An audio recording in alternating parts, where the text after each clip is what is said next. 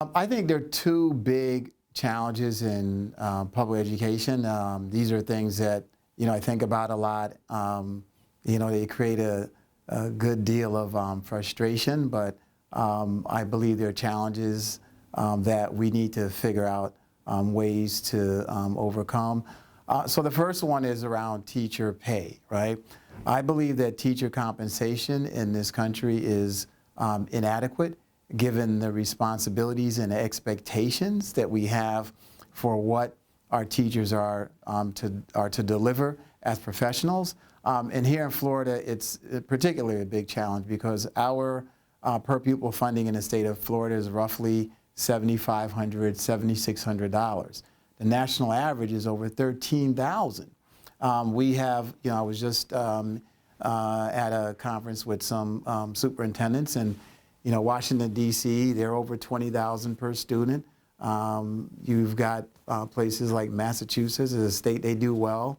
I think they're close to $20,000 per student. Again, we're only about $7,500, $7,600. So we've got some challenges here with that, and we live in a high-cost region of the country. So that's an issue. On a national level, the teacher pipeline is slowing down. In many of our teacher preparation programs that we have in our colleges and universities, the enrollment is going down because it's becoming less and less of an attractive profession. The pay, again, I don't think is commensurate with where it needs to be. It's also heavily regulated, and those are some big challenges there. So we'll never be better than the collective capacity of all of our teachers. So we want to ensure that we have the world's greatest education system.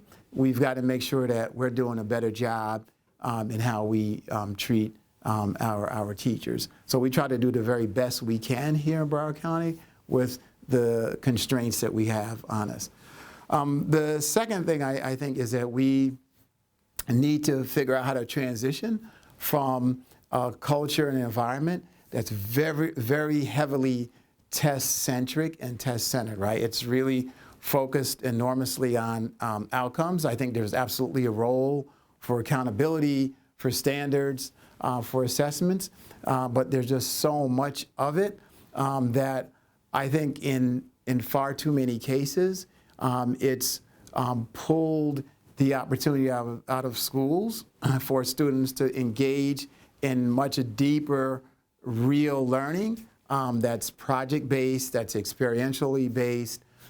So we've got to figure out how to make that shift. And I believe if we can make schooling relevant, engaging, experiential for our students, that they will do well on any assessments that's out there. So we spent a lot of the last 2 or 3 decades focusing on the outcomes and the outputs. I think we need to spend more time now focusing on the inputs, right? Focusing on the teachers, focusing on the type of educational experiences that we have out there.